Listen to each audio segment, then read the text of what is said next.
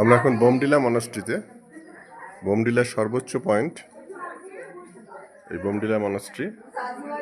তার মধ্যে এখন আমরা এই মনাস্ট্রির মূল প্রার্থনা কক্ষ।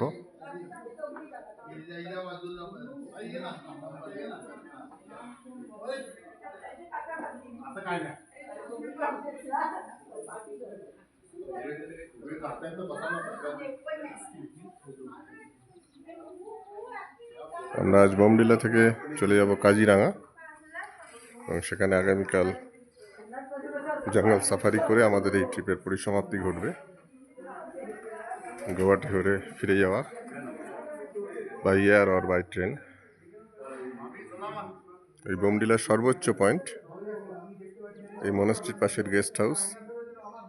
আপনি চাইলে এখানে ইচ্ছে করলেও থাকতে পারেন, ননভেজ খাওয়ায় কোনো বাধা নিষেধও নেই।